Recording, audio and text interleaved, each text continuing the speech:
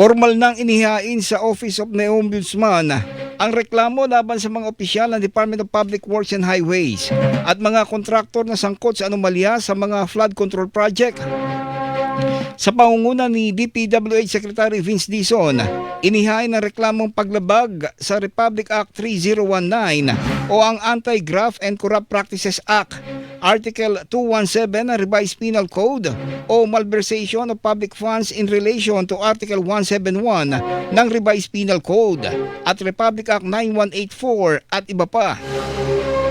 Kabilang sa mga inireklamo ang ilang opisyal ng DPWH Bulacan 1st District Engineering Office, gaya nina dating District Engineer Henry Alcantara, dating Assistant District Engineer Bryce Hernandez, Construction Section Chief JP Mendoza, Construction Section Chief John Michael Ramos, Planning and Design Section Chief Ernesto Galang, Maintenance Section Chief OIC Lorenzon Pagtalunan, Quality Assurance Section Chief Norberto Santos,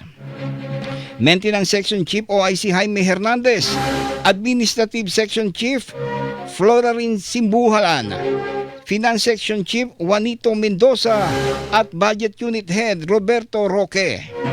Kasama rin sa mga inireklamo ang mga tauhan ng Bulacan 1st District Engineering Office na sina Procurement Unit Head Benedict Matawaran, Cashier 2 Christina May Pineda, Project Engineer Paul Jason Duya, Project Engineer Merge Haron Laos, Project Engineer Lemuel Efraim Roque, Project Engineer RJ Domase, Project Engineer John Carlo Rivera, Project Engineer John Benex Francisco at Engineer 2 Jolo Maritayao. Gayun din sina Sunny Santos, General Manager ng Sims Construction and Trading, Mark Alan Arevalo, Manager ng Wawaw Builders, Maria Roma Angeline Remando, Owner General Manager ng St. Timothy Construction, Cezarah Rowena Discaya, Beneficial Owner ng St. Timothy Construction, Robert Imperio, Owner-Manager ng IM Construction Corporation. Samantala, posible pa itong madagdagan sakaling may matukoy pang mga sangkot sa anomalya.